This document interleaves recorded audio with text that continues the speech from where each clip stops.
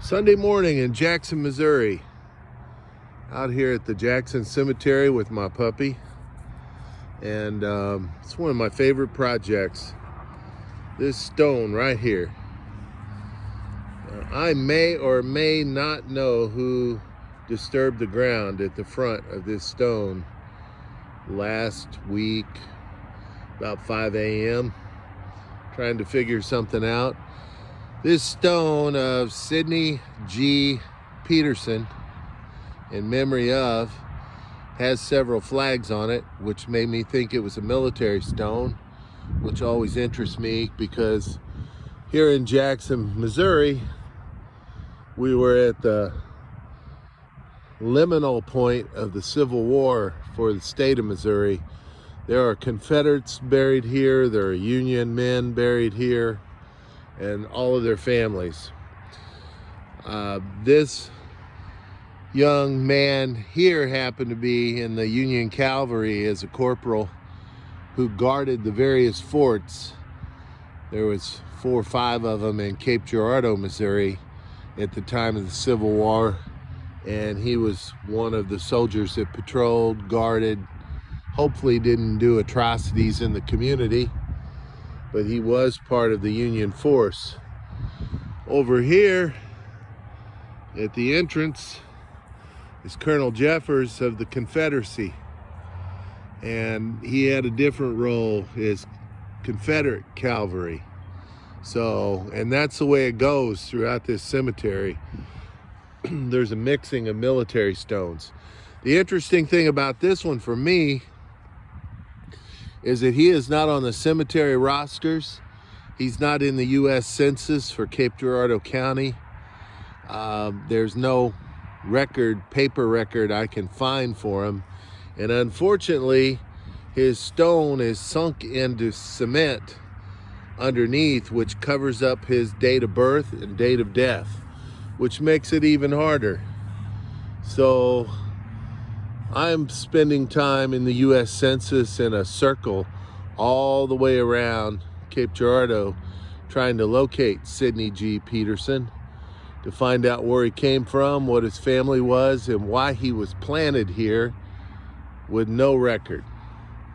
Now, one of the things today, and you know, I've seen this, been up here a dozen times looking at this stone and thinking about it, it came to me that his shape of stone, I'll walk you over here, this Patrick Quinn, from a good Irish family in the area, also fought for the Union Army. But look at the different shape of his stone. It is narrower, thicker. It also has a bit of military symbolization on it, the way his name and company rank is seated there. But it's completely different than this gentleman's. And so there lies a research question.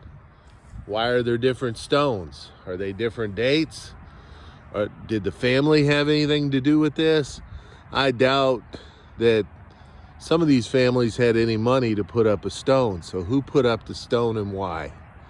And so I'm looking across cases now. I might not be able to find Mr. Peterson and why the stone is like this, but possibly I can find Mr. Quinn's, why his stone was like that. So as I send you out doing discussion groups and interviews, talking to people, looking at artifacts, looking at prisons, bulletproof vests, jails, police cars, all of this, you're looking cross cemetery stones. You're looking at cross the criminal justice system. You're looking and trying to bring up questions in your mind across cases. So try to do that. We don't have many left. You probably in each class have one left, but try to look across cases and try to figure out and try to ask yourself questions. Why are these things as they are? You know, you can drive by this cemetery like I did for years worrying about your job, your kids, your life, everything, and not think about why it's here, who's here, why are some stones like they are, why do some stones have Masonic symbols on them, others have crosses, who knows? So you try to figure it out. So look across the discussion pages, try to ask those questions, and please write them down as you ask those questions. You know, that's what a good comment is. Even if you know, the chances are nobody's going to answer those questions, your job is to ask them, think about it. It's an exercise. You're trying to make an exercise in why things are like they are, and you're getting a grade for them, of course, but gee whiz, you sure did a good job. That doesn't help any of us. So exercise your gray matter up there, your muscle up in your head, and ask those questions. Why are things like they are? And I'm going to continue to look on the life of Sidney G. Peterson, try to figure him out. I promise I don't dig in cemeteries too often. Well, occasionally I do. So we'll end this. We'll end this on a cool Sunday morning in Cape Girardeau, Missouri.